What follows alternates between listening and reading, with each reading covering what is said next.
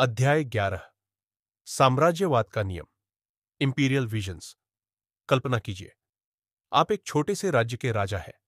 आपका राज्य फल फूल रहा है, मगर आपके पड़ोसी राज्य भी ताकतवर हो रहे हैं। आपके सैनिक आपके पास आते हैं और कहते हैं, महाराज, अगर हमने पहले हमला नहीं किया तो वे हम पर हमला कर देंगे। आपके पास दो ही विकल्प है। 1, या तो आप खुद को बचाने के लिए और राज्यों पर कब्जा करें। 2, या फिर आप इंतजार करें कि कब कोई आप पर राज करे। यही साम्राज्यवाद इंपीरियलिज्म का मूल नियम था। जो बढ़ा वही बचा, जो रुका वो मिट गया। इसी सोच ने दुनिया के सबसे बड़े साम्राज्यों को जन्म दिया। साम्राज्य। जब एक शासन लाखों पर राज करता है, प्राचीन काल से ही दुनिया में कई साम्राज्य बने और बिगड़े। मगर सवाल यह है कि साम्राज्य टिकते कैसे थे।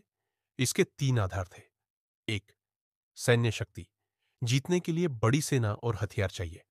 2, आर्थिक ताकत। एक अच्छी कर प्रणाली और व्यापारिक नेटवर्क चाहिए। 3, सांस्कृतिक नियंत्रण। लोगों को यह विश्वास दिलाना कि राजा का शासन सही है। भारत में साम्राज्यों का उत्थान और पतन। भारत दुनिया के सबसे पुराने और महान साम्राज्यों में से एक रहा है।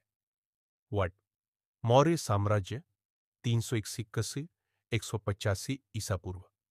चंद्रगुप्त मौर्य ने पहली बार पूरे भारत को एक किया। उनके मंत्री चाणक्य ने अर्थशास्त्र में साम्राज्य को चलाने के नियम बताए। अशोक ने अपने शासन को बौद्ध धर्म के संदेशों से जोड़ा, जिससे वह सिर्फ एक राजा नहीं बल्कि धर्मपालक भी बन गए। 2, गुप्त साम्राज्य 319 कुम 550 ईस्वी। गुप्त काल को भारत का स्वर्ण युग कहा जाता है। इस समय विज्ञान, गणित और कला अपने चरम पर थी। आर्यभट्ट ने शून्य की खोज की, जिससे पूरी दुनिया की गणितीय प्रणाली बदल गई। 3, मुगल साम्राज्य 1573।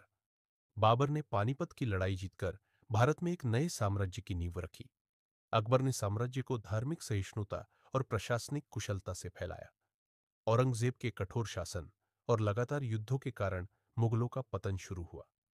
विश्व के अन्य महान साम्राज्य भारत की तरह दुनिया में कई अन्य साम्राज्य भी बने। रोमन साम्राज्य यूरोप, उत्तरी अफ्रीका और मध्य एशिया तक फैला हुआ था। फारसी साम्राज्य, जिसमें राजमार्गों का जाल था, जिससे संचार आसान हुआ। चीनी साम्राज्य, हान और तांग वंश ने चीन को शक्तिशाली बनाया। ब्रिटिश साम्राज्य, सूरज कभी इस साम्राज्य में डूबता नहीं था। साम्राज्य कैसे टिकते थे? 1, व्यवस्थित कर प्रणाली। हर साम्राज्य की ताकत उसकी अर्थव्यवस्था थी। भारत में मुगलों ने जमींदारी और जागीरदारी प्रणाली लागू की। रोमन साम्राज्य ने कर वसूली के लिए सीनेट बनाई। 2, सांस्कृतिक वर्चस्व। अशोक ने बौद्ध धर्म फैलाकर अपने साम्राज्य को नैतिक आधार दिया। ब्रिटिश राज ने भारतीय शिक्षा प्रणाली को बदला और अंग्रेजी भाषा का प्रचार किया। 3, युद्ध और विस्तार। युद्ध हर साम्राज्य की नींव था। मौर्य साम्राज्य ने यूनानियों और दक्षिण भारत के राज्यों से संघर्ष किया। मुगलों और मराठों के बीच लगातार युद्ध होते रहे। साम्राज्य हमेशा क्यों गिरते हैं? इतिहास में कोई भी साम्राज्य हमेशा नहीं चला। हर साम्राज्य के अंत के पीछे कुछ खास कारण थे। आंतरिक विद्रोह, जनता और शासकों के बीच संघर्ष बढ़ने लगता है। आर्थिक संकट, युद्ध और बेकार प्रशासन से खजाना खाली हो जाता है। बाहरी आक्रमण, मंगोलों, अरबों, अंग्रेजों ने बड़े साम्राज्यों को नष्ट किया। ब्रिटिश साम्राज्य भी नहीं बच पाया। एक समय पूरी दुनिया पर राज करने वाला ब्रिटेन 1947 में भारत को आजादी देने के बाद धीरे धीरे कमजोर होता गया। क्या आज भी साम्राज्यवाद मौजूद है?